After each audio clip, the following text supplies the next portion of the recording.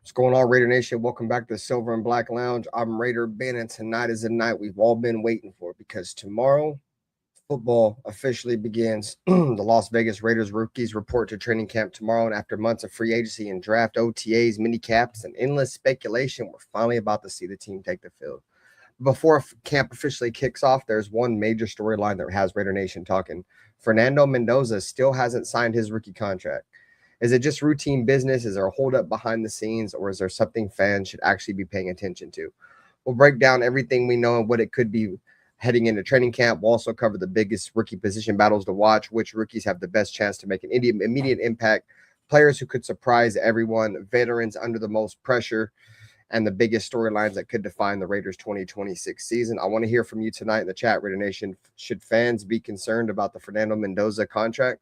Drop your thoughts in the chat, and throughout the show, we'll be reading your comments live. If you're just finding the channel, don't forget to smash the like button, subscribe, and turn on post notifications so you never miss another Raiders live stream. And if you even want more exclusive content, members-only live streams, film breakdowns, and live behind-the-scenes content, consider becoming a member of the Silver Black Lounge. It starts at $2.99 a month and helps support everything we do. We've got a lot to talk about, so grab your drink, settle in, and let's kick off training camp Eve the right way.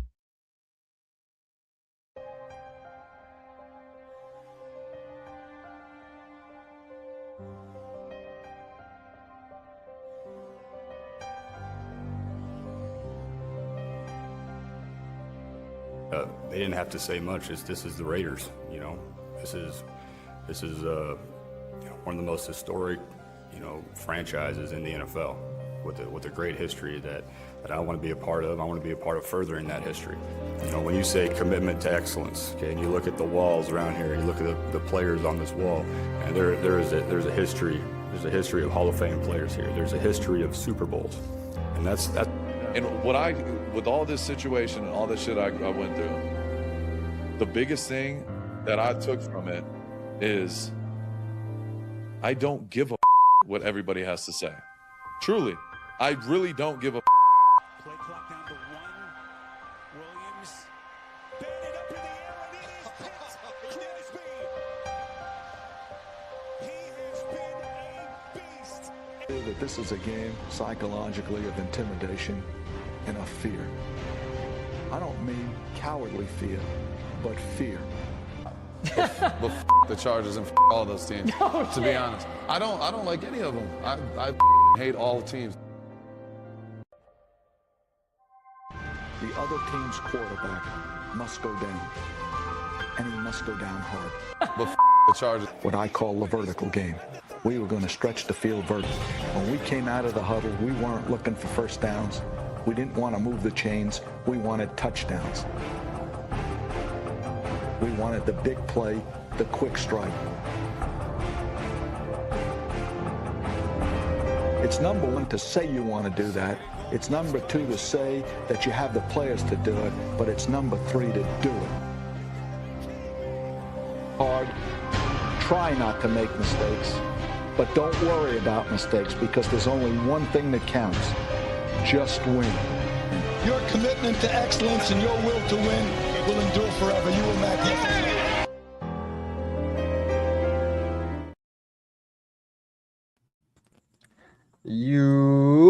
What up, Raider Nation, man? Can you guys hear me? What up, Dirty? What up, Dirty Raider Nate? What up, guys? 'Twas the night before training camp, rookie training camp, man. The Raiders have not signed Fernando Mendoza. Jermod McCoy signed today. Outside of that, we're going to get into that. How you guys feeling, man? Shout out to Nutty Raider Nate and Dirty Raider. So we just lost Nutty Raider Nate, so let me switch the backdrop. What up with you, bro? What's good with you? Shit, I'm chilling, bro. Ain't shit. Just trying to get ready for training camp. Max Crosby will be at rookie camp tomorrow is because he's got the injury. So he needs to be there. Outside of that, I'm chilling, bro. I can dig it. I can dig it. I can dig it. Oh man, I ain't seen you. I ain't seen you around for the corner. what the fuck you been up to? Working. That part. Working. Same, bro. Same.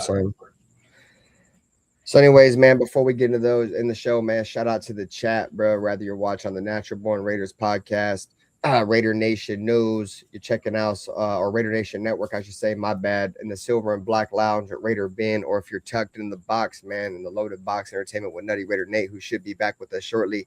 We appreciate y'all time for joining up. Appreciate y'all for showing. Let's go ahead and switch it back. Let's move these two fellers around. What up, Nutty Raider Nate? What up, brother? What's good? I can hear you, dog. I think I can hear you at least. Yo. Shit. Hey, Mic check 1 2 1 2. Mic check 1 2 1 2. can you hear me now? I think so. What up with you, bro? Testicles 1 and 2. Testicles 1 and 2. What up, Cameron? What's up, man? How you feeling, Nutty Raider Nate, bro? The night before training camp, bro. Rookie camp, I should say. What up, Happy? What's up, guys? Is there a true level of concern for Fernando Mendoza? Or is it just I know the reason why Fernando Mendoza is not signed. I'm not sure if you guys are paying attention. It's just more guarantees, but hey, look, I don't know how you expect all these guarantees when you ain't done nothing yet, man. That's the problem. These new age motherfuckers, they want guarantees, bro. Can you guarantee me you gonna win a Super Bowl? No. Then why should I guarantee you the amount of money that you want, man? Y'all gotta stop that shit, bro. Be happy to get paid, bro. Be happy to get paid. You're gonna get paid to sit on the bench for the first 6 to 7 weeks anyway. Just be happy getting paid, bro. And it's really the agents. It's not even Fernando Mendoza. It's the agent, because the agent wants a cut up front. They want their money. And that's the problem with this game today, bro. The agents, man. The agents are the problem with this game, man. Well, that's the thing, Dirty. Like, we live in a rough time now where you got to find these players, bro, that have that happy medium between, these guys love ball and the other guys that love the money. You feel me? Like, a lot of players nowadays, they're getting a lot of money in what's the NIL deals in college, bro. I've said this before. A lot of players, bro, when they're coming to the National Football League, they're actually taking pay cuts, bro. Like, a lot. I'd be willing to guarantee you, bro, Fernando Mendoza's got a nice chunk of change that he's been making at Indiana. And really what it comes down to, bro, it's that the Raiders have this stipulation. I'm not sure if you guys have been following closely to what the Raiders do with their first round picks. It's happened over the last couple of years with Bowers and Genty. So what's going on right now? This is from official sources, right? This is no made up shit. This is official sources, right? The hang up with Fernando Mendoza's contract is not that they don't want to give him the guaranteed money. It's not that at all. Over Ashton Genty's career so far, his short career, and Brock Bowers, the Raiders have been known to give up a lump sum, not a major lump sum, but payments throughout the first season of their players' career. So usually first round picks, they want all their money up front. Traditionally, how the Raiders do it is they give a piece of the guaranteed money, like through the first 4 games, through preseason, the first 4 games, you get a percentage. And then from games 4 through, 8, you get a percentage. And then from 8 through 17, you get a percentage. You're going to get all your money regardless. But the thing is, the Raiders have this thing they've been standing pat to, is they're not going to give the rookies all their money up front. It's going to be 3 payments. Like Tim said, and that's really where the holdup is right now. Fernando Mendoza and his agent wants all the money at right now at the moment, and the Raiders want to break it down to payments. That's really all it is. Well, they want more guaranteed, and the Raiders is not budging on the guarantees. You know what I mean? So, like, for me, like I said, I could be right, I could be wrong. I'm still saying I'm getting sick of these agents and the pressing of money. You gonna get paid regardless. You gonna get paid. You in the NFL, you making millions, right? You gonna get your money. You gonna get your money. Why do I gotta give you everything? You look, prove to me you can even handle this money. I give you all this. I give you all your money up front right now, and then what? Then what? You go celebrate at a casino, you get drunk, and then what? Exactly. You know what I mean? Like, no. And I'm not saying Mendoza would do that, but at the same time, man, bro, take the field. Do something first. You know what I mean? I don't care if it's guarantees. I don't care if it's signing bonus. I don't care. It doesn't matter to me. What matters to me is seeing somebody take the field. You got drafted as a player. Show up to camp. Show up to camp. I don't give a shit about your money. Show up to camp. No, see, this is the thing. I think the Raiders have a little bit of Jamarcus Russell PTSD as well. You guys know what happened. We gave Jamarcus Russell all that bread, first overall pick, and obviously he fucked it off and didn't really do anything for the Raiders. So I think a little bit may have to do with that too. Before we go any further, man, shout out to the chat, bro. We got John Leon in here. We got Raider Tim in here. Saludos, Alfredo, Anthony Estrada. What up? What you, man? Charm City. Appreciate all you guys, bro. It's a little late night pop-up live. You feel me? But we here, man. We're going to talk Raider ball. Like I said, with the Raiders reporting to camp tomorrow. Rookies. What up, Rosetown? Max Crosby will be there as well, as Max Crosby is coming back from the injury. One person I know that's coming back from injury that I did not hear that's going to be there tomorrow, and it's going to be interesting to see if he's even available for veteran camp, which veterans report on the 28th, is Nakobe Dean. So I don't know if Nakobe Dean is going to report tomorrow too, because he's obviously coming off an injury, or He's what healthy exactly. too, by the way. Huh? He's 100%. He's 100% healthy, by the way. Well, fuck. Hopefully, bro. That would do a lot of. No, there is no hope. I'm telling you, he's 100% healthy. He's ready to go. Need him to be 100%, bro. He's ready to go. He is ready. He is 100% ready to go. I think the question with that is more of how long is he going to be ready to go? You feel me? Like that's really the issue. Like I have a lot of hope for Nakobe Dean, but history tends to show that he struggles a little bit. And if we're being honest, what up, Raider Pete? If we're being 100% honest, man, I honestly couldn't tell you how long he was going to be able to be at 100% and play. You know what I mean? Because our linebacking depth is so bad. You know what I mean? Like, we don't really have a lot of linebackers. So, the chances of him being on the field a lot longer could increase the chances of him getting hurt. I hope he don't get hurt. But if we don't bring in at least one or two more linebackers, yeah, he may not hold up through the season. We were talking about the other night, bro. We were talking about the possibility of possibly kicking the tires on Bobby Wagner. Bobby Wagner, Von Miller, either one of them. Jamal Adams, bring him back. Yeah, I mean, what's the other dude we had? Bring him. Who's the other guy? Devin White. Bring Devin White back.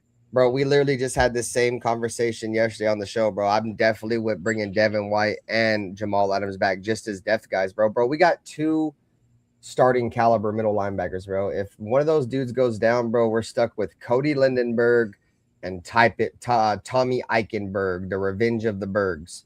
You know what I'm saying? So that worries me a little bit.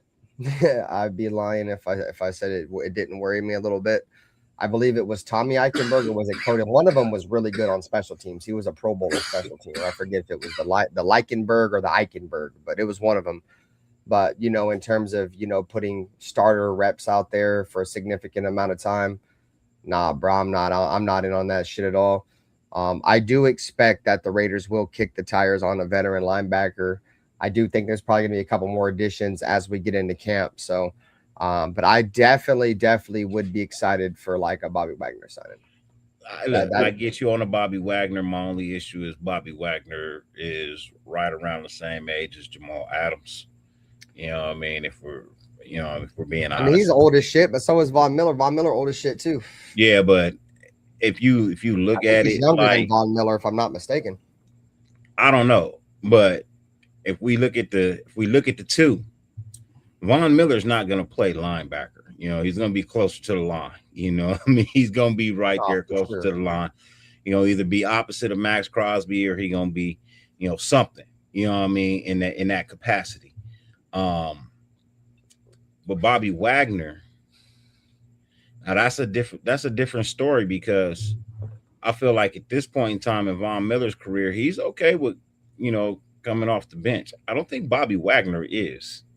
I don't think he'd be okay with coming off the bench, and unfortunately, he's not gonna start over Nakobe Dean or Walker. Who are you talking about? Bobby Wagner. No, I don't expect him to neither. But I just Yeah. think he'd be a very good depth piece, bro. I think that he might be accepting of that at this point of his career, bro. Like if one of those Von guys Miller go is a better down, player. he's the step up. Von Miller is the better player of the Well, two. yeah, but they're also two different positions. We're talking about a pass rusher and an off-ball linebacker. So yeah, no, we are. But if we're weighing out careers, Von Miller has had more success and is actually proven to be a better player. And I'm not trying to take anything from Wagner. I still think Wagner is a beast. You know what I mean? I think he's a very good player. Wagner's a perennial All-Pro with multiple Super Bowl appearances. And just like Von Miller. I mean, Von they're Miller is a both Hall pretty of much Famer. equal in their own right, unfortunately, in And my opinion. yeah, and Von Miller is a Hall of Famer. So no, Bobby Wagner should be a Hall of Famer. He should be. He should be. I don't see a reason to hold him out. I mean, but if we talking, let's talk first ballot. If we talking first ballot, it's going to be Von Miller. Bobby Wagner's gonna have an actual shot at first ballot Hall of Fame too, bro. I truly He'll have believe a that. shot. Name another linebacker, inside linebacker over the last 12 years that's been more dominant than Bobby Wagner. I mean, there's not many. You know what I mean? The only dude you're probably gonna put in there that's been up on Bobby Wagner's level over as long as he's been is what's his face? The dude from the Niners. I can't think of his name. It's slipping my tongue right now. What's his name? Frank Warner. Like Bobby Wagner's been the best middle linebacker in the league since like Patrick Willis retired, and it hasn't even been close. Just as good as Von Miller's been, probably the best pass rusher up there since he's been in the league. Bobby Wagner's been up there. That's what I'm saying. Their careers are very, very, very similar in terms of the accolades they had. They've both been to multiple Super Bowls. They both won a Super Bowl. They both lost a Super Bowl. Bobby Wagner actually beat Von Miller's team in the Super Bowl. You know what I'm saying? So, but yeah, they're both dominant players in their own right. Yeah, they are. But I'm just thinking like Wagner's cool. Don't get me wrong. I'm not saying don't get him. But I feel like I don't know. I think I probably want that upfront presence. I just feel like you probably can get a Jamal Adams and a Devin White for the same price you would get a Bobby Wagner. You know what I mean? I'm being generous with that. And never said he wasn't an awesome linebacker. He's a very good linebacker. Oh, Wagner or Adams, is that what we're talking about? So I was saying, like, you could probably get Devin White and Jamal Adams for the price of Bobby Wagner. Well, we like what Jamal Adams did. He made a cut. He stood out a couple times, but overall his like coverage rating was pretty bad. And that's probably but we just talking about adding some depth pieces to this linebacker. I'm not asking him to come in and be the, you know what I mean, end all be all save us. You know what I mean? I'm asking him to come in and be a depth piece, you know, and then you pair Devin White again with fuck. Why can't I remember his name right now? Quay Walker or no, N'Kobe Dean. Oh, Dean. You know what I mean? You pair them back in together. You know what I mean? And see what you can get. See if you can get what Philly didn't get. You know? Do you know if he wants to come back? You know if White wants to come back after getting shoot out by Max Crosby on the sideline last year? Hey, look. Shit happens, right? I'm just asking. If ain't nobody else gonna give you a shot, and we will, you ain't gonna come back. I ain't trying to start nothing. I ain't trying to end nothing.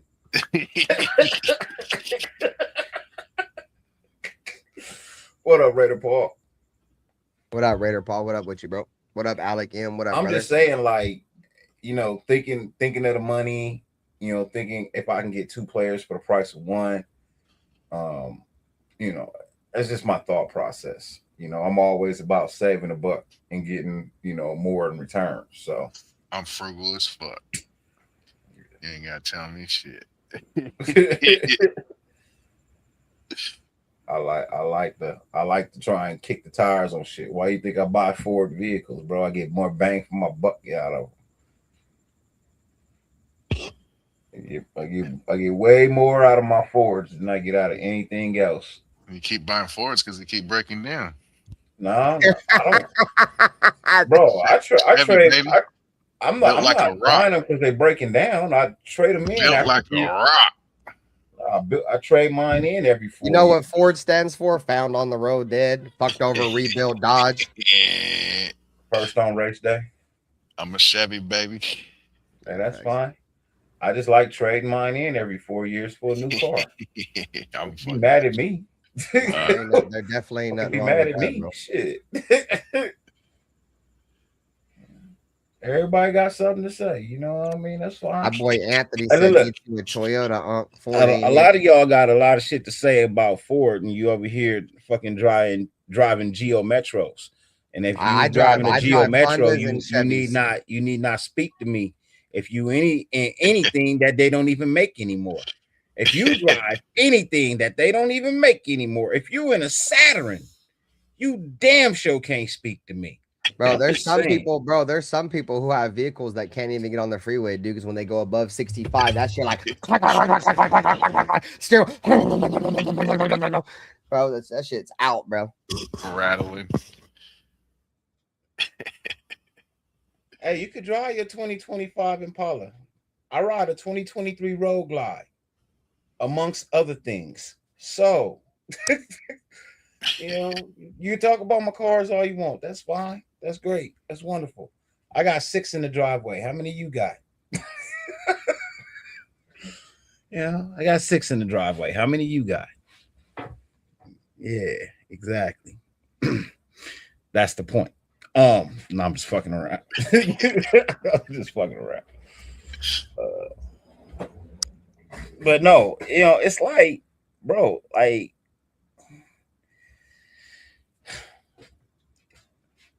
this team right here, right? This team, I believe we got enough problems. I believe. Stop being cheap. Just. Yeah, stop being cheap. Get a man his money. I'm not saying give him all his money, but the agent needs to stop being a douchebag too and quit asking for more. We structured a payment plan for you. Okay? Now, if you can't live with that, that's on you. If you ain't got no other clients other than Fernando Mendoza and you're relying on that money, then that's a problem for you as an agent. But don't make that a problem for the nation. Don't make that a problem for the Raiders. Don't make that a problem for Mendoza. All right? You'll get your money when you get your money. Other than that, all we need to focus on is the quarterback coming in for day 1 of training camp, learning the playbook so that he could be the franchise quarterback of the future.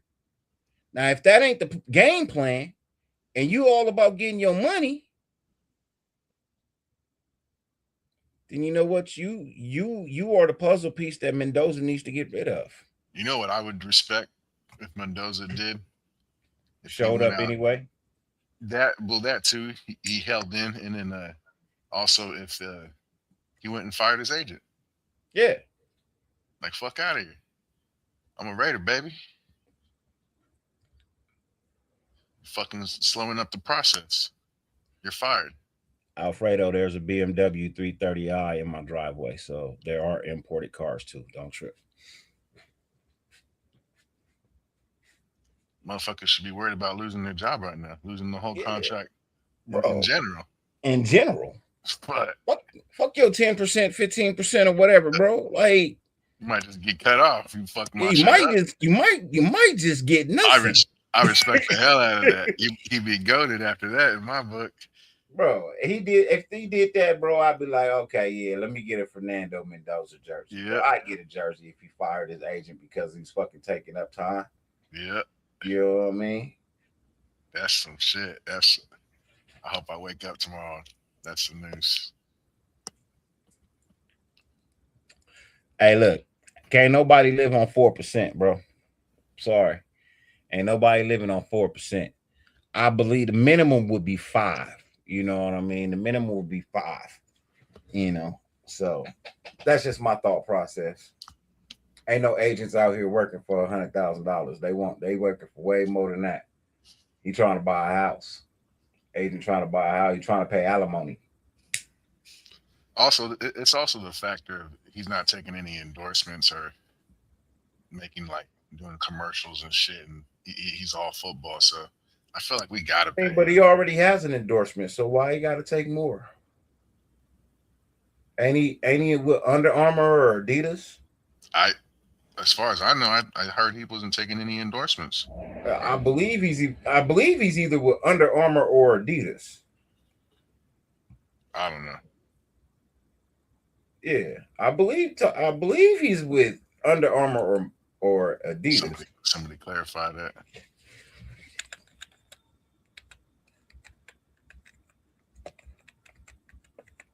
All right, I'm gonna do some shit real quick. Girl's kind of stressed out. I'm not gonna lie. All right, so I mean, I'm not, to be honest with you guys, bro. I do believe the whole Fernando Mendoza shit will get figured out in the morning. I think before they have to actually report, I think the Raiders will get it done. I'm not gonna lie to you guys, bro. If the Raiders don't get him signed before rookie camp tomorrow, dude, it's not gonna look good. It's not gonna look good, bro. And we were all what Teron Johnson was damn near holding out because they didn't want to give him his money either. So whatever Spy Tech is going on, bro, there's some weird ass. I hate to make a size, but this is what it feels like to me. There's some weird ass power struggle with Spy Tech and not wanting to pay people, dude. Is what it's going to seem like to me tomorrow if they don't give Fernando Mendoza his money. No, he was with Adidas in college. He's not with anybody right now. He was with Adidas in college. Yeah, see, I like that shit. And Dr. Pepper. We gotta pay him. He needs his money. He needs it now. Yeah, but still. I mean, at the same time, bro, you can't help but think, like, since Fernando Mendoza wasn't like the consensus, I mean, I guess he was this year, right? He was a consensus number one quarterback, right? But in any other draft, they say, right, this is the overall narrative. Any other draft, Fernando Mendoza isn't the consensus number one draft pick. So was Fernando Mendoza a Mark Davis guy? Did Spy Tech really even want Mendoza? Was Mendoza a Kubiak guy, bro? This is what's really weird, bro. This is the whole weird shit about it, dog. Because you guys remember when we hired Clint Kubiak and they kept asking him questions about Fernando Mendoza, he refused to answer the questions about Fernando Mendoza. And some of us thought either one, it was they don't want to give their hand, or two, Kubiak don't really want Mendoza. And it's starting to get really fucking weird, bro, because I said this a couple streams ago. Clint Kubiak said everything had to be earned and nothing was given, right? They had to earn the shield, all this shit, right? But from what we've been hearing all offseason and going into training camp this week is that Kirk Cousins has been given the starter job by default or whatever. I don't give a shit. But I thought people had to earn this. So now my conspiracy theory ass is like, oh, well, now they're not going to pay Mendoza, so they'll have a reason to say, oh, well, this is why Kirk Cousins won the starting job, and Fernando Mendoza is not even going to get a fucking chance to compete for the starting job because Clint Kubiak already has his fucking eyes on Cousins. Well, in essence. Bro, I start getting the conspiracy theories, bro, and I go down these crazy ass rabbit holes of Raider shit, bro. And this shit is, if he's not signed by the time they have to report to training camp in the morning, if he's not signed tonight, something's not right, period. Well, in essence, you're going to hate this, but Kirk Cousins has earned the starting job. Why? He's been in the NFL longer. He's done more. He knows the play system. He knows the system. He knows the playbook. In essence, the work that he has put in the NFL entitles him to the starting position until proven otherwise. That is earned. It's not given to him. He's not a rookie. He's not just being, his first year in the NFL and all of a sudden, everybody. So, in essence, he has earned the right to be a starting quarterback. Just because we don't feel that way doesn't make it untrue.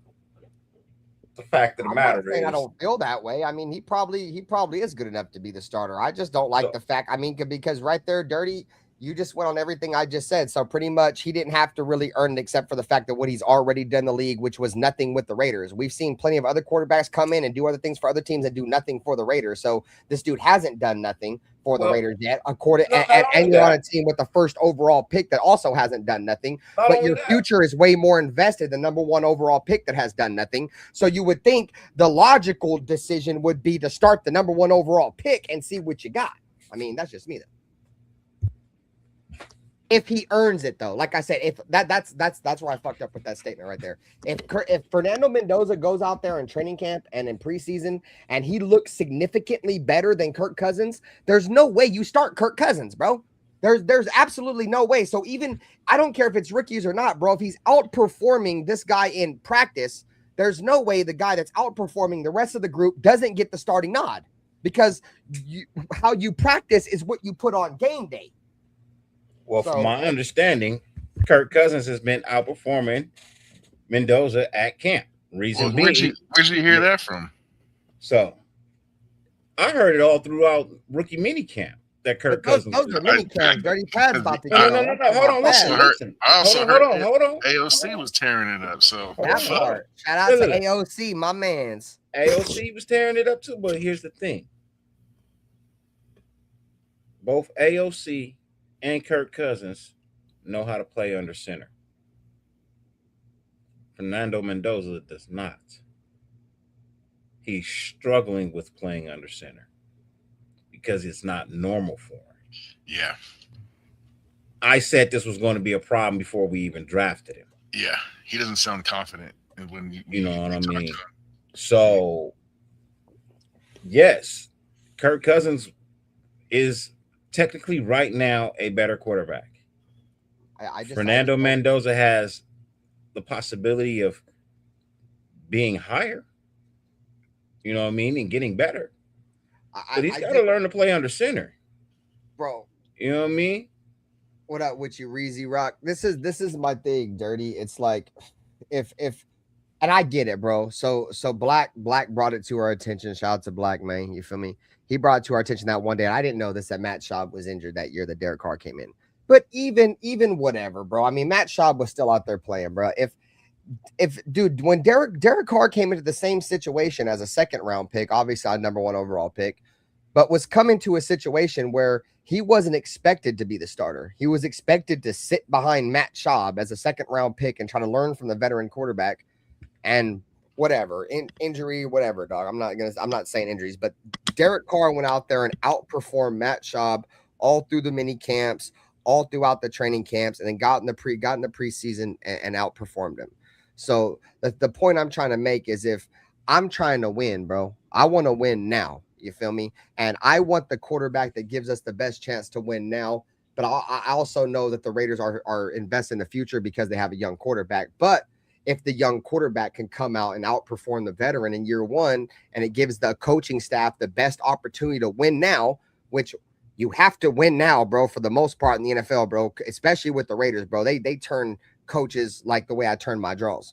You feel me? But so that's the only point I'm making, bro, is who let the best man win. I'm with Cousins starting. I'm with Fernando Mendoza starting. But I want the job to be earned. I want there to be competition. You feel me? I'll be fine with AOC if it's the fucking best product. See that, and I was gonna get to that, Dirty. Yeah, that part. You know, like all I want to see is the best product. I don't care what the name of the quarterback is. I just want to see the best product. If it's Kirk Cousins, fine. Still medic. Get the wins. If it's Mendoza, cool, fine. Get the wins. If it's AOC, I like that. Cool, Reese. fine. Get the wins. And another thing, AOC, change your fucking number, bro. Change your number. He needs to change it again. He just changed it, bro. He don't need to be number 4, man. Appreciate he does not need to be number 4. He's not number 4. He hasn't been number 4. Dirty. He's been number 12 for the last 2 years. He changed it from number 4. He was number 12 last year. All right, cool. Number 4 was actually his best year. Yeah, number 4 was under Josh McDaniels because Josh McDaniels said you have to wear number 4 and we'll draft you. So he wore number 4. because he wanted because Josh McDaniels had some weird ass fucking hatred for Derek Carr. I don't know what it was. He just, bro, he wanted to shit on Derek Carr the instant Well, he change could, your number bro. again, because you ain't Tom Brady either, nigga. Change your number again, because you ain't Tom Brady either. You need to find you a number that works for you. You need to be like number 19 or something. Like, I don't know, like, yeah, like, but 12 and 4, they don't work for you. Them two numbers don't work for you. See, Find I something like. else. See, Reese, bro, I fuck with you, bro. This comment right here is on point, bro. You feel me? We ain't scared no broken ankle blow dicks with Waddle. We ain't scared no motherfucking Mahomes with a bunch of jailbird no name wide receivers. And the Chargers always a joke. We're not going to have to go against no healthy Burrow, and we're not going against Jalen Hurts in our division.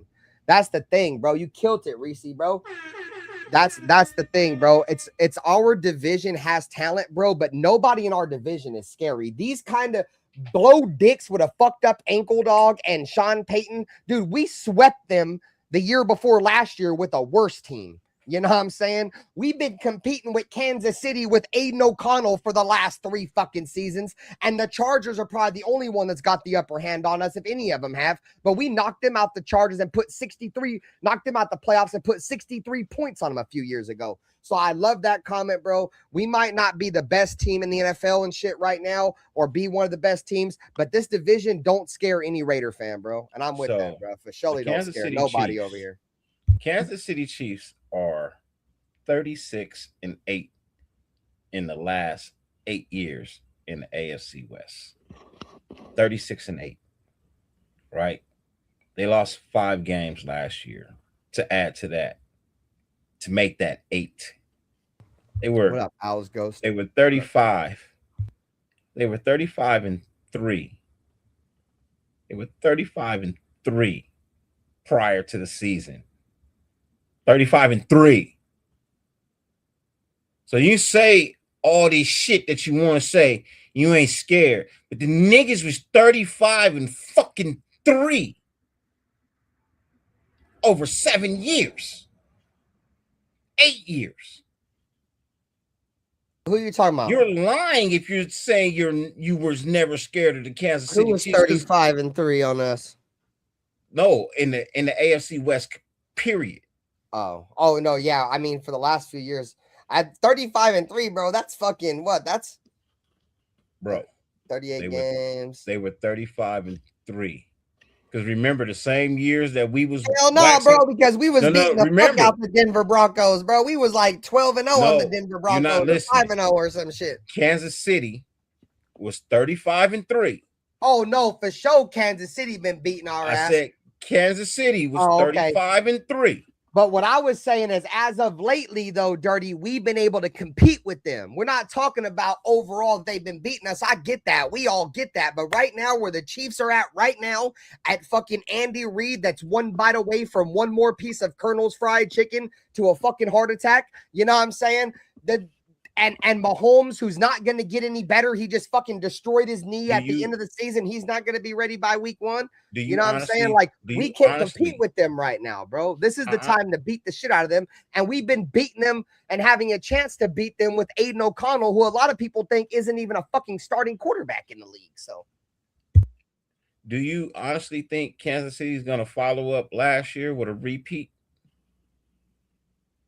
I don't know. I don't know. At some point, every team reaches its pinnacle, dude. I mean, we've seen the New England Patriots do it, dude. We've seen I know that. I teams understand reach their pinnacle. It happened. They had the exact same record as us in the AFC West last year, 1-5. Right? They had the exact same record as us in the AFC West last year. They were 1-5, just like us. Right? They one win was against us. Our one win was against them. We split. We got waxed by everybody else, right? Just like they did.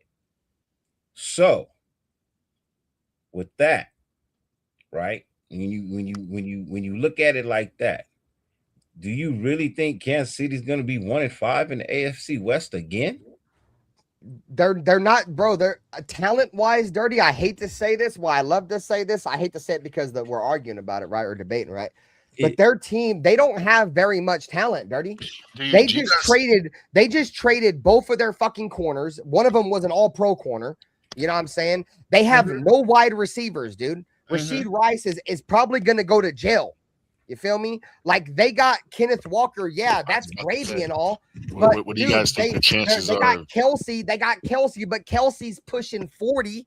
Like, I don't really know how old he is, but he's old as piss. He's like, I think the only reason why Kelsey didn't retire this year is because he lost to the Raiders and he didn't want to go out on a loss to the Raiders. You know what I'm saying? Yeah, otherwise, Kelsey would have fucking retired. I promise you, if the Chiefs would have beat the Raiders that night, he would have fucking retired. But since they lost, he wants to run it back. He wants to get that dub. You feel me? But it's not gonna happen, bro. The Chiefs are fucking fried, dude. We've been able to literally compete with them, dude. And Aiden O'Connell, bro, and this dude is literally one missed kick away from having a winning record against them, bro. And this is Aiden O'Connell, bro, with subpar coaching staffs. Imagine a legit quarterback with a legit coaching staff going against Kansas City, who struggled against AOC, who's a lot of people consider a subpar quarterback, with coaches like Antonio Pearson and Pete Carroll, bro. Like, for the love of God, AOC played this last game that he won against Kansas City, bro. He played fucking nobodies. He played nobody. I don't care though, Dirty. I hear you. I love you, bro, but I don't care. He won the game. He didn't, and he's not even. Look, he only won the game because he was the quarterback, but he didn't win the game. What up, Kabizi? What up, 2 cents? He won the game. He didn't win the game. He was the starting quarterback. Do shit. He Dirty. did not, bro. Dirty. Look at the stats. He didn't have shit. Didn't do Dirty. Shit. There's only shit there. There's only two positions and staffs that the actual win-loss record. Just listen, I'm not talking about the actual win or the actual loss. I'm talking about the metric, and that is the stat, right? Wins and losses. The only thing that matters for a quarterback in the NFL, and the only stat that counts for them, is wins and losses. They don't care how you did it. They don't care when you did it. They just care that you have more wins than losses. And at the end of the day, that's all I care about, dude. I don't care if the defense had 3 pick sixes, 20 pick sixes, and Aiden O'Connell threw 20 interceptions. I don't care. At the end of the day, he's the starting quarterback. He's the captain of my team. He's the dude that leads my troops to war. And yes, he might not have his best game, but that's why he's got his troops behind him to have his back. Football is the ultimate team game. And at the end of the day, your quarterback at times ain't going to have his best game. But guess what? That's why his teammates and his brethren have his fucking back. And there ain't no quarterback that the Raiders team as a whole, in my opinion, has rallied around and tried to win for since Derek Carr, except Aiden O'Connell, goddammit. And I'm going to shut up now. They fucking love Aiden, bro. Like, as much as Aiden has his flaws, that locker room fucking loves Aiden O'Connell, bro. Okay. So he's got that. Aiden O'Connell's got the locker room on his side. Okay. At least that's just my opinion. But I went on a tangent. Y'all do y'all thuggy. What do you think the chances are of Kansas City picking up Tyreek Hill? Slim to none. Is that? Hit the like button. Slim to none. Truthfully, I don't know if Tyreek Hill goes back. Got Raider Jeff, love you, brother. Solid. I don't even know if Tyreek Hill plays this year. Honestly, bro. You know what I mean? And if he do, it's gonna be somewhere close to the trade deadline when he actually decides to sign with a team. That injury he took was terrible. It was a fucked up injury, right? And we got to see how he bounced back. You know what I mean? You got to see, bro. He got to go through some workouts. He gonna have to hold a camp or something, bro. Like, he gonna have to bring teams in to see him run and all that, bro. Like, that knee injury, bro. When I saw it, I said, "Ooh, that could be career ending." Bro, have you seen people say the one image that has floated around is photoshopped, and yes, I kind of agree with that, dude. But from what I'm hearing from like insiders, like Broncos insiders, bro, is that the way he broke his ankle is a true concern, bro, because he has ankle injuries coming out of college. We talking about Tyreek Hill. Oh, I'm talking about blow dicks. I'm sorry, Yeah, bro. My bad. yeah, no, we talking about Tyreek because he actually Tyreek Hill. Oh yeah, Tyreek Hill. Yeah, he'd be lucky if he ever even plays football again, dude. Yeah, no, that's my thing. Like he had the Marshawn. What was that running back's name, Dirty, that came out of South Carolina? Was it Marshawn Lattimore? No, that was the corner. That was the corner that played for there was Lattimore, Marcus Lattimore. Bro, his injury was very similar to what Tyreek Hill did, bro. His whole shit just like rolled up because Tyreek Hill didn't just break it. It was more along the lines of that Tyrone. It was more along the lines of the Tyrone Wheatley. You know, I don't think I've seen Tyrone Wheatley's injury. I ain't gonna lie to you. He never came back from that. So, like, yeah, when your leg bends, like when your leg twists and contorts in that same style of directions, oh, brother, it's gonna be hard to come back. Brother, it's gonna be hard to come back, brother. You know, but Miami, the place with all the doctors, the top doctors, let his ass go. I love you, Jeff. Take it easy, bro. I'll catch you on the flip. They let his ass go. So, all right, bro. So look, we're gonna play it real quick, little quick snapshot. Like I said, I'll edit out if I have to. I'm gonna play it real quick, so it's not gonna get us copyrighted. So if y'all didn't see this is terrible, bro. Like, kind of feel for the dude in a way, but at the same time, if there's any, I'm gonna just throw it out there. Allegedly, if there's any truth behind him breaking his child's arm, I give no fucks about him getting rolled up like this. Because I don't know if you guys know, but Tyreek Hill, when he was with the Chiefs, there was a lot of allegations that there was domestic violence and he was beating on his child and broke his arm. He got out of it. So I'm saying allegedly, but I'm saying if there is any truth behind that, bro, something about he kicked his pregnant girl when yeah, bro, kicked her and broke his son's arm and all kinds of weirdo shit. So like I said, allegedly. So if there's any truth behind that, he obviously got off free. But if there is hypothetically any truth behind that, bitch.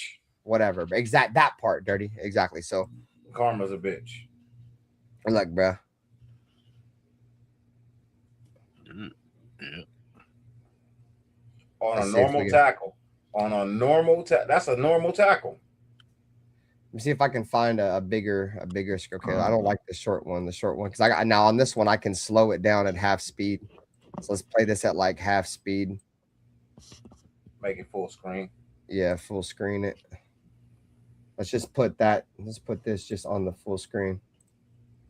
So let's go ahead and just fast forward it just a little bit. That's a normal tackle. We gotta find the one where this is the one we want to see. This is the angle we want right here, right here.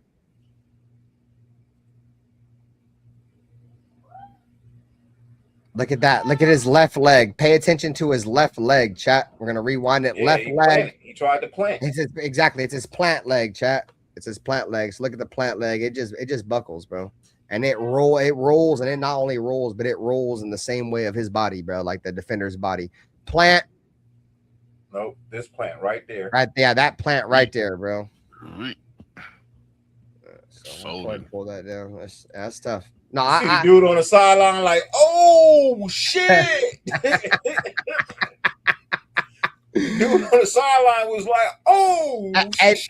And you know what sucks about that, bro, is that since Tyreek Hill is pretty much more of a speed guy that relies on a lot of his lower body, dude, that is going to be that might end his career, bro. Yeah. He's not going to be Tyreek Hill anymore. And check this out, chat. This is the reason why a lot of people be like, bro, you got to be able to do it all as a receiver to have a long career. Because look, Tyreek Hill, bro, he was one of the elite receivers at one point. He was dominating the league, right? And look, one injury, bro. And he's not super old, bro. Wide receivers around this age, when they have other skill sets, they can continue their career. But at this point, dude, Tyreek Hill's only known for his speed. His career's over, dude. You know what I'm saying? One injury, bro, and it's over with. That's why the NFL stands for not for long, bro. Tyreek Hill went from being dominant just 4 years ago, 3-4 years ago, to one of the best wide receivers in the league. And this one injury, bro, is gonna completely end his. I don't feel like he's ever gonna be the same again. I think he's fried. I think his career's done. What up, Ralph? He needs some milk. That was a bad one. That was a bad one, bro. Marrow. He needs some marrow. Get that boy some marrow. He needs some marrow in them bones. I only brought him up because the Chiefs don't really have any weapons over there. No, this is my thing, Nate. Now, I'm glad you brought that up, bro. So people always, or I won't say always, but they've been making this argument, right? That, well, this has been the going argument. I won't say people, but this has been the going argument, right? For a lot of the offseason since the draft. The Raiders don't have that X receiver, right? That pure outside receiver. I don't want to compare us to Kansas City by any stretch of the imagination, but I just want you guys to take this into comparison. I forget exactly what year it was, but it was maybe like 4 or 5 years ago. It was before Patrick Mahomes, so the Alex Smith era, right? I believe they won the division that year and they went to the playoffs. They didn't catch one fucking touchdown by a wide receiver on that entire roster, bro. Every single touchdown was caught by tight ends and running backs and shit, bro. So the point I'm trying to make is that if the Raiders can go out in their first season, bro, this year and be somewhat, capable at play calling and quarterback managing the offense and tight ends and running backs catching the ball, I don't think we're really going to need a number one wide receiver. Well, that brings me to this question, Ben. I got a question for you. How would you feel if they moved Brock Bowers from tight end to wide receiver and made him the number one wide receiver? I wouldn't mind it, but I wouldn't want it to be like your ex, your ex receiver. I don't think you want him as an every down outside wide receiver. This right here, Dirty, I'm gonna be real with you, bro. We're gonna have to pay him like one of his contracts. No, you're right. You're right. No. I'm not saying this is what you do. I'm asking, how would you feel? No. So I'm gonna tell you in what situation I would love this, bro. This right here, I'm gonna keep it a beather with y'all, bro. This right here, I think, is how you're gonna get the best out of the Raiders, bro. This season, bro. Outside of running the football, the Raiders need to play Brock Bowers as a slot wide receiver, and they need to play Michael Mayer as a tight end. So when they come out and they want to run, you feel me, 3 wide receivers, 1 tight end, it needs to be Brock Bowers occupying that slot wide receiver role and Michael Mayer being your tight end, bro. And then either Jalen Naylor and Trey Tucker, Jack Best, Trey Tucker, Dante Thornton, whatever, bro. Whatever other entry you add there will be the other 2 receivers, bro. Because I honestly think Michael Mayer is a better receiver than Trey Tucker, is a better receiver than Jalen Naylor. You know what I'm saying? I would like him to go back to playing tight end. Who else? Who else thinks Brock Bowers and Raider Paul, you can say hell no all you want, bro, but Brock Bowers dominated college football, bro, in Georgia. 70% of his snaps playing as a slot wide receiver. So you can say whatever the hell you want, Raider Paul. You want to know who else? You want to know who else feels like Brock Bowers is a better wide receiver than a traditional true tight end set? Who's that? A guy by the name of Gruden. I haven't watched his shit yet. I heard I seen the interview with Scott Turner. So let me ask you. Gruden did a breakdown. Okay. He did his AFC West breakdown. He did his AFC West breakdown, right? I haven't watched it yet, but I need to watch it. You know what I mean? And man, Lila, I sat here for an hour and 15 minutes. I watched it. You know what I mean? And it made a lot of fucking sense. I trust Gruden. If people don't know, me and Gruden share the same motherfucking birthday. So you can't get me. You can't get me to go against Gruden. We share the same motherfucking birthday. Shout out to 40 people, man. Hit the like button. 40 on all channels, man. August 17th. So, you know what I mean? We both born on August 17th. So, you know what I mean? We share that birthday. So you can't get me to go against Gruden. But one thing I do know is Gruden knows football. He knows football like shit, like I know Harley Davidson sounds, right? So, like, I was looking at the breakdown, and it does make sense. You know what I mean? It truly does, make sense when you look at it, right? For what the Raiders want to do, you're gonna want to have that traditional tight end. You know what I mean? That guy who can really come up off the line and block. That's what Michael Mayers excels at. It may not be him going out catching all the passes or whatever, but I I'll agree, tell you Jared. this: He's he about to can be block. part two. He can fucking block, bro. I will say that all day long about Michael Mayer. Mayer can block. Nah, You know for what I sure. mean? So, and I'm not saying Brock Bowers can't, but I Brock think Bowers is an underrated blocker for sure. he's an underrated blocker. But I still feel like Michael Mayer is a better blocker, right? Mayer blocks. Oh no, Bowers for sure. I catches. mean, we're talking mean? about a guy So from and Michael Mayer from Notre Dame that they run a lot of their inline tight ends and blocking.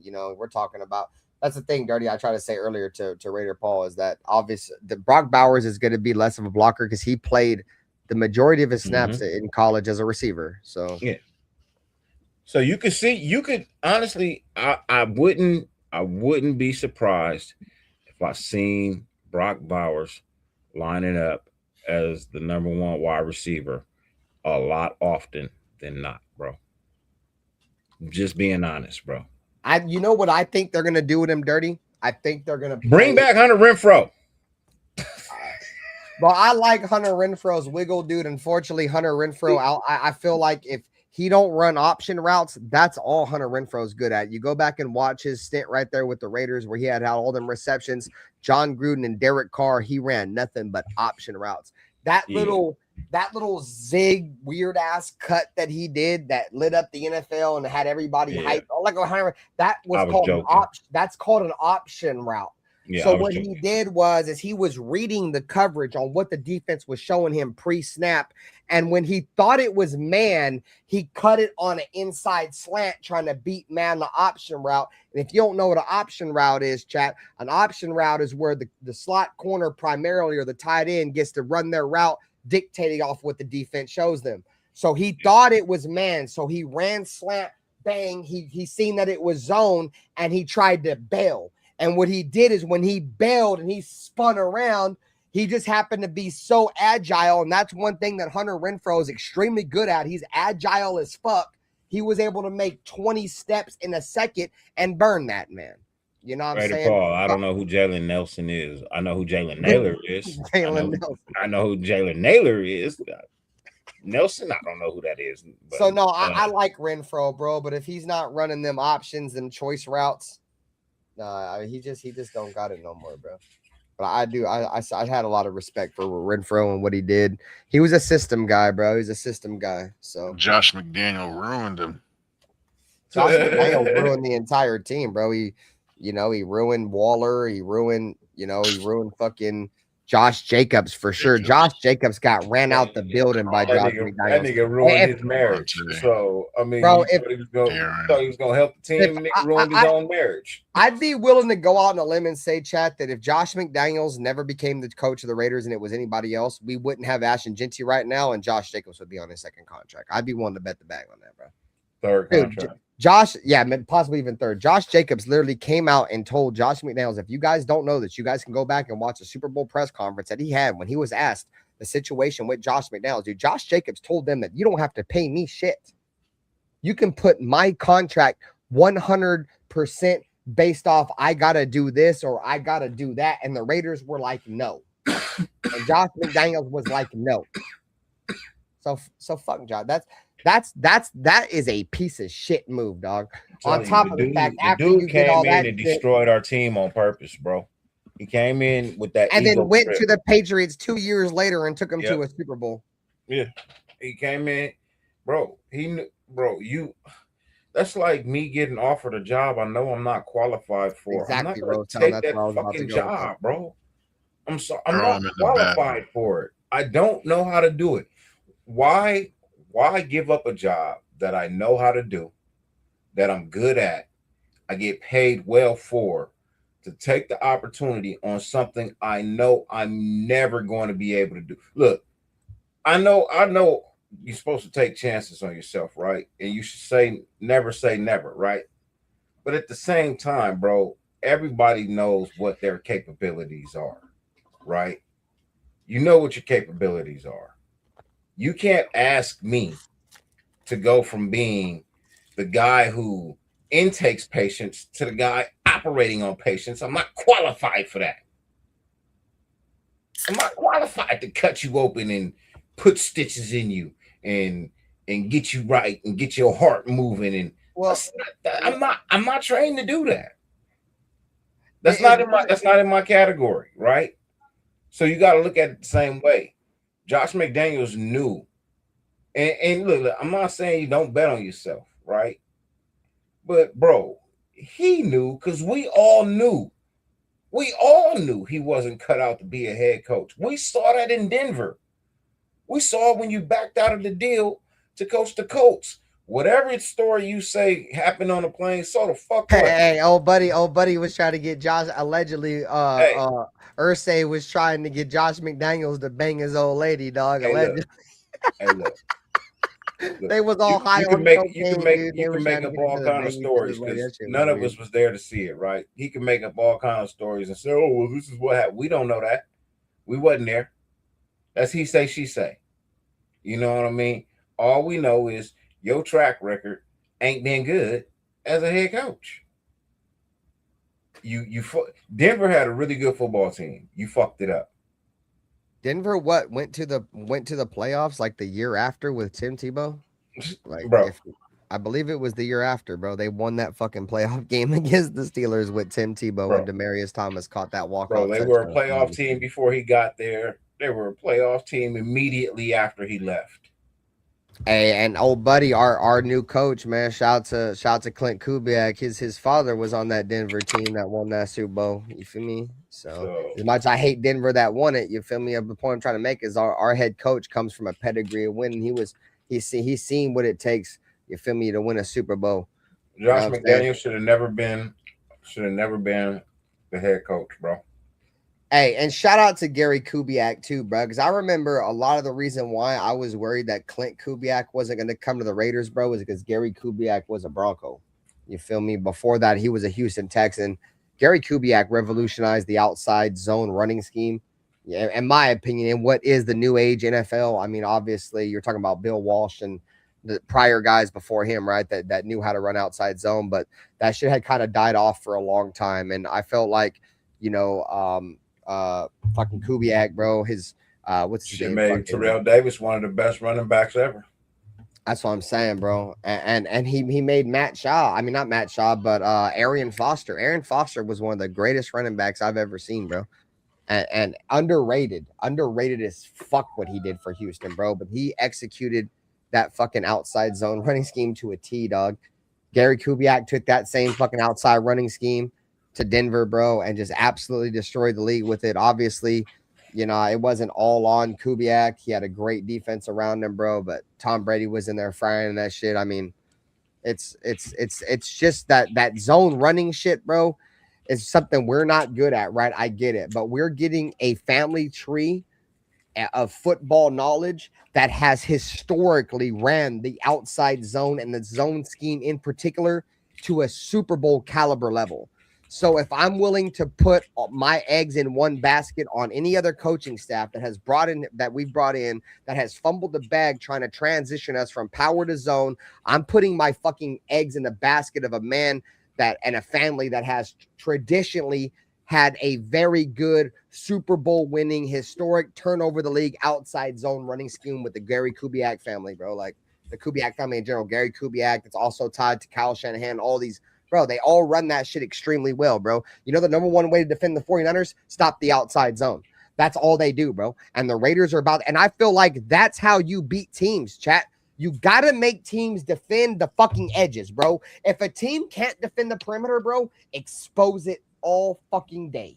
Because as soon as they stop that perimeter shit, now they have to decide if they're going to guard the cutback or any kind of inside breaking routes to the inside, or if they're going to continue to worry about that outside shit. said before, bro. Clint Kubiak, the Kubiak family, very, very similar to what McVay does and what Andy Reid does. As soon as they find your weakest link, they're going to attack them, bro. And the Raiders are going to look to get outside the defense the entire game. The easiest way to beat a defense is to get outside of them, dude. Outside of them. That's why we got Mike Washington, bro. Like Mike Washington, bro, if they run him on an outside zone scheme, bro, and we get a block, he's got speed that is going to hit that hole and he's out that bitch, bro. So I'm excited for it, bro. Hey, look, so I was trying to ignore this, but I can't ignore this, bro. What's that? He did Raider Paul shit. McDaniels did nothing good. He did nothing good, bro. You say good thing McDaniels did was get rid of Carr. You say that's a good thing, right? But what have we done at quarterback since? What have we done at quarterback since? Exactly. You might think that's a good thing. I don't think that's a good thing. Look, imagine if you'd have had Carr here to show AOC how to actually come in and be an actual good quarterback. You know what I mean? So, like, bro, even if Carr wasn't here now, AOC would be the front runner because he would have sat and learned already from an actually really good quarterback versus having all these pieces put in front of him that was trash. Trash ass quarterbacks started over AOC. Trash ass quarterbacks. So, you know, I don't think that's a good thing. I think it was a good thing that he brought in Devontae Adams.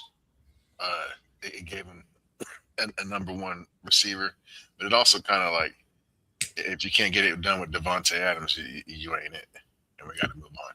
So I agree with Paul on that. Fuck, that's my car hater goggles. But I don't know, bro. I still say it was the defense's fault, bro. You can't convince me otherwise, bro. It was the defense's fault. Fucking Chandler Jones making songs about fucking but Devontae Adams had his best career year in touchdowns. No, and you're yards. right. His first year with the Raiders. But I mean, that was kind of to be expected, though, right? I mean, that's what you wanted, right? And that's what you got. That's not real. I mean, yes, I wanted the numbers dirty, but I wanted to win more than we did, bro. But you got to think about it. We were scoring. Our defense couldn't stop nobody. We was averaging 24 points a game, but we was giving up 27 points a game. But like I said before, dirty. No, for sure. But me and Nate, we've had this statements. I think some other Raider fans will have this statement. It wasn't for lack of trying, bro. I mean, the Raiders have tried, dude. It's just that unfortunately we just can't get it right on defense. I get it, bro. That's no excuse. But the Raiders have tried, bro. You know how many fucking top picks we've put in defensive linemen and fucking corners and fucking safeties, and they just never work out. I get it. It sucks. Like, we can't stop nobody, but at some point, the Raiders have to draft better, bro, because we've been trying, bro. We've got Damon Arnett, Carl Joseph, Cleveland Farrell, fucking Tyree Wilson, fucking Christian Wilkins. Like, bro, like at some point, this shit just has to work. Like, the Raiders have tried. I get what you're saying. Like, we're not doing shit defensively. I just don't know if that's because it's lack of coaching. I don't like Patrick Graham. I think by default, the Raiders defense, even under a rookie defensive coordinator, should be better than Patrick Graham because Patrick Graham fucking sucks, dude. I mean, respectfully, bro, in the most respectful way possible, bro. He'll call a couple good plays on the first couple of downs. He'll get the defense in a great position, bro. A 3rd and 7, bro. We'll be in a 3rd and 7, a 3rd and 8. Dude, and he'll drop his corners 15 yards. Like, what the fuck are you doing? It's 3rd and 8. Give your fucking pass rushers a chance. When you play that far off the corners, not only are your corners going to get burnt, but your pass rush has absolutely no fucking shot. And I hate to scream, but fuck him. You got to give your pass rushers a chance.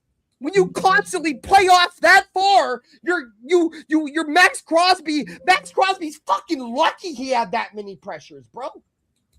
Like, bro, we don't have to press, but we gotta stop playing 20 fucking yards off. That don't fucking work no more, dude. Like, that shit is contract detriment, fucking self-sabotaging malpractice. What the fuck he was doing over here? Fuck him. I don't know what the fuck was going on. I say that in the most respectful way possible. I know I cussed him the fuck out, but that's because I love the goddamn Raiders, goddamn it. And I did not like what the fuck he did. And everything that I think that I just said right now, 99.5% of Raider fans are going to fucking agree with it, bro. So fuck him. Respectfully. Faux life. Oh, live. I'm excited, bro. I'm excited for a new look defense, bro. I think Rob Leonard's got some juice. You feel me? I think that's one thing he's going to bring to the defense. He might not have the best scheme. He might have to learn on the fly, but he going to have energy, bro. He's a young cat. I've seen the way he coaches on the sideline as a defensive line coach. He gets them hyped up. They're ready to go. I feel like Max Crosby, now that he's back, I feel like he's probably got something to prove. He feels like he's got something to prove. I think he's about to go fucking hard as fuck, not only because he's got something to prove, but he's got Rob Leonard, who's his boy. You know what I'm saying? So we'll see. We'll see, bro. I already said this is Max's year to get double-digit sacks. I think you get close to 15. I mean, he had 10 last year, bro. I feel like we need 15 this year. That's just one digit over single, right? I mean, no, I'm with you. I'm not giving. I'm just saying. Actually get deep into double digits. You know what I mean? I feel like he could get 15 to 17 sacks this year. I'm like you, bro. I feel like he's got something pushing him right now. He's got some motivation. You know what I mean? He's got some drive, some juice. If Max is 92% healthy, bro. If he's just 92% healthy, Max is still better than a majority players at his position, especially on this team. No, for sure. No. See, the thing is with Max Dirty is that the Raiders need to save Max from himself. Like, I like Max a lot in terms of his production. Like, have I criticized him in the past? Yes. But a lot of my criticisms, I've come on here with facts and shit on my criticisms. But a lot of the reason why I was so hard on him was for personal reasons, bro. The whole, y'all know, I'm not going to get into it. But I've come out this year and I'm willing to let bygones be bygones. I fuck with Max. He's back with the Raiders. He released a Raider anthem. I think at least for the moment he wants to be here. So I'm taking his word from here on out until proven otherwise, bro. But you know better than anybody, Ben. Sometimes you can't save yourself from yourself. Sometimes people can't save you from yourself either. Right? So sometimes you got to let people work through their problems. I think Max going to work through his problems on the field. And that's why I said I'm going to let bygones be bygones dirty, because I think a lot of the decisions he made, he was still young. You know what I'm saying? So. Look, the one thing I've never taken from Max, and you'll never ever get me to say nothing otherwise in this. Every time Max suits up, every time Max touch the field, Max give me 100% of whatever the fuck is in him. He gives me everything he's got when he's on the fucking field. I can never be mad at that. I can never see anything other than that, bro. That's what I see. To the day I don't see it anymore. So I think it's a good thing he's going in there with the rookies too. He's gonna set the standard for the youngsters and look, Max got high standards, bro. I don't know why people hate on him so much, bro. All he wants to do is win. Rookies report. What's so wrong with a motherfucker wanting to win? Hey, just so you know, I hate to cut you off, Dirty, but he's just asking when the rookies report. This was the night before rookie training camp, bro. So they report in the morning. That's the reason why the Fernando Mendoza shit's so hot right now, bro. Because the rookies are supposed to report in the morning, and Mendoza's not signed yet. So that's why I said earlier that I think if the Raiders don't find a way to get Mendoza signed before in the morning, you can rewind it a little bit, Bueno, if you want, because I don't want to go back on it. But if we don't find a way to sign Fernando Mendoza by the time they have to report to camp, I think it's going to be a problem. So, anyways, Dirty, go ahead, bro. No, let's talk about a player who did sign. I was going No to say, way, man. McCoy. Yeah, fuck, Yeah, that's a great point, bro. Thanks for bringing that up. I completely forgot about that, bro. Yeah, That was let's talk supposed to be about the a player start who of the did show. sign and what that means. You know what I mean? So I've been saying, and I've been saying it for a while, that the reports I was getting was that McCoy was going to be fine. Everybody was telling me that his shit checked out and that he was going to be, okay to go. You know what I mean? And lo and behold, the Raiders, they gave him his money. He signed the deal. That only confirms to me that I think he gonna be okay. You know what I mean? I think that he 100% fine, and we just got to get him on the field. Once we get him on the field and see what it's all about, oh, bro, we might have a steal of the draft, bro. No, we might just have the steal of the draft. Everything pans out and goes 100% according to the plan, bro. We might have a steal of the draft, bro. Yeah. Do we ease them in, or you just throw them out there? And Hell nah, hell, bro. We're Nutty Renee. We're talking preseason. You ease nah, them hell in nah. in the preseason. Oh, during preseason, yeah, I agree with you. Yeah, for sure. You ease them in during the preseason. You know what I mean? But we're talking, bro. If that motherfucker's healthy, bro, we're not talking about probably the steal of the draft. This guy is a top 10 talent that fell because of a questionable injury, bro. And from what I heard all off season from multiple NFL doctors, bro, it's not right now that's the problem with Jermod McCoy.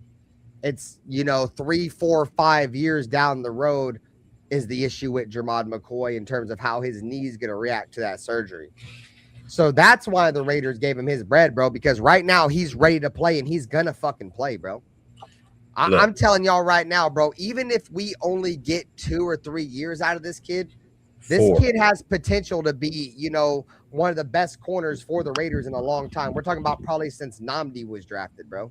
The only thing that was the concern was his knee, bro. That was it. And if the Raiders gave him all that guaranteed money, there's no worry about that knee in my opinion. If we get 3 good years out of him, bro, we get 3 good years. That's going to be 3 good years of defense. That's going to be 3 opportunities for us to actually be worth something. And that's that Super Bowl window, Dirty. That's that rookie quarterback Super Bowl window. Even if it don't happen this year, because I think, the potential is there. The Raiders could shock everybody and be a 10-win team, but I don't think the Raiders are expecting that. I think the Raiders are going to go in this year with, let's see what we got with the team. Let's let Kirk Cousins go out there and will and deal and see what we got. And then when Fernando's ready, we'll get to him. But next year and the year after that, I think are going to be the years that matter. And I think, if Jermod McCoy can give us 3 years, bro, we'll be in that window where he'll have a chance to help us. You gotta come in and push your team's limits, bro. You can't come in here and see what you got. You gotta know what you got. You built what you got. You built what you got. You drafted Mendoza. You got these free agents. You let these people go. You drafted these other cats. You brought in these undrafted guys. You signed free agents. Bro, you put this team together. You put this coaching staff together. You know what this team is built on. You need to push the limits of your team now. You need to find out how far are they really willing to go to get the win. You know what I mean? How far are they going to extend themselves to win? This ain't no come in here, kick back, put your feet up and see what the fuck happens this year and then try to make it just no. That's not what I want to hear. It's not what I want to see. You come in here, you come in here, you make adjustments off the top. That's what you did. You put the coaching staff in place. You put the players in place. Now you got to go out there and make the fucking game plan happen. You got to make the game plan work now. And there is no excuse, no reason, because you have 53 players that are NFL players. Okay? These are 53 people who made an NFL roster. This ain't 53 people who made an AFL roster. This ain't 53 people who made a college roster. It's 53 people who made an NFL roster. You don't have no excuse. 0. Now you got to go out there and make shit happen. You can't give me no excuse as to why you will repeat a 3-14 season with another 3-14 season. I mean, my only counter argument to that, Dirty, like I feel you. Like, there's no fucking way we should have 3 wins this year. I agree, bro. But my only counter argument to that, bro, is that I fuck with Clint Kubiak, bro. Trust. Like, I fuck like if y'all was watching the show, going into the off season, my soul was crushed. Dude, I was like, bro, I don't know what the future of my channel holds for me because we're stuck with some old ass coach and Pete Carroll. We're stuck with some old ass fucking quarterback in Geno Smith. At this point, the writing wasn't on the wall for the Raiders to have Clint Kubiak in the number 1 overall pick. So I was fucking devastated, bro.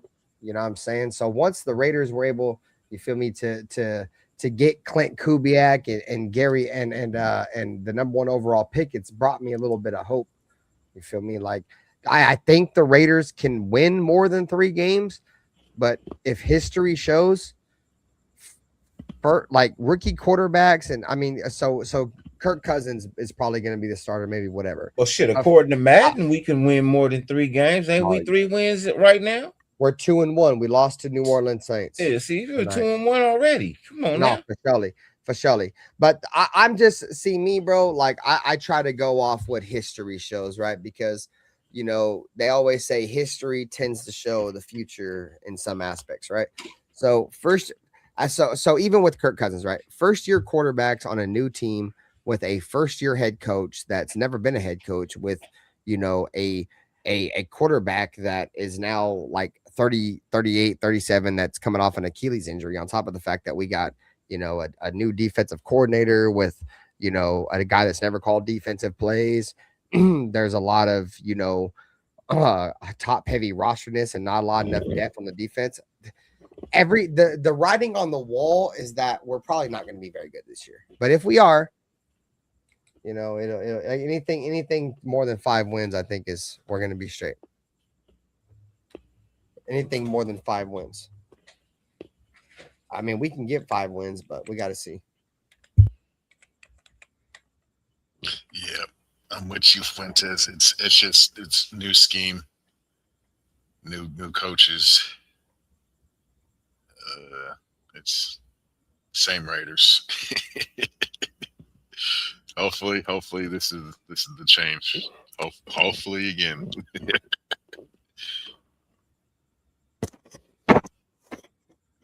This time we did it right.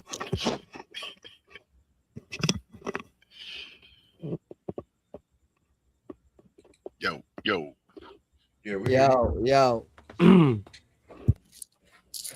Okay.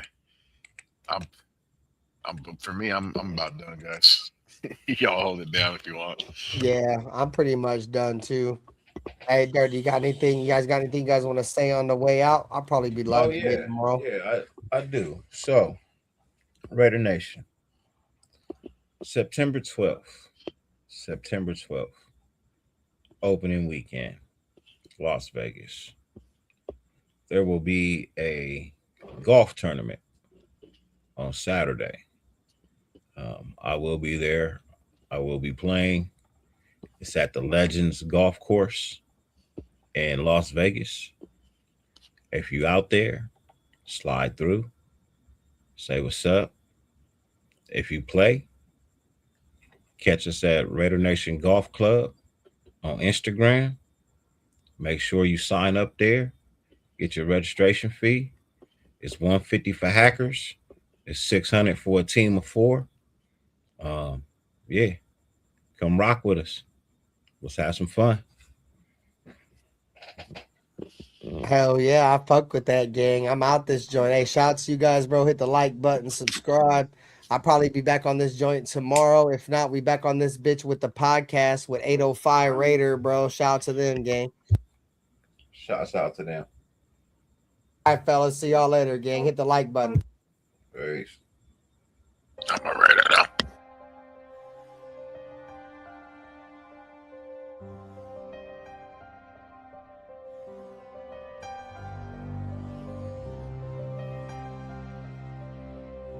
They didn't have to say much. This is the Raiders.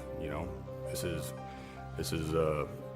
one of the most historic franchises in the NFL with a great history that I want to be a part of. I want to be a part of furthering that history. You know, when you say commitment to excellence, okay, and you look at the walls around here, you look at the players on this wall, and there's a history. There's a history of Hall of Fame players here. There's a history of Super Bowls, and that's. And with all this situation and all this shit I went through, the biggest thing that I took from it is I don't give a what everybody has to say. Truly, I really don't give a. Play clock down to 1. Williams. Banded up in the air, and it is picked. Knisby. He has been a beast. That this is a game psychologically of intimidation and of fear. I don't mean cowardly fear, but fear. But the Chargers and all those teams. To be honest, I don't like any of them. I hate all teams. The other team's quarterback must go down, and he must go down hard. But the Chargers. What I call the vertical game. We were going to stretch the field vertical. When we came out of the huddle, we weren't looking for first downs. We didn't want to move the chains. We wanted touchdowns.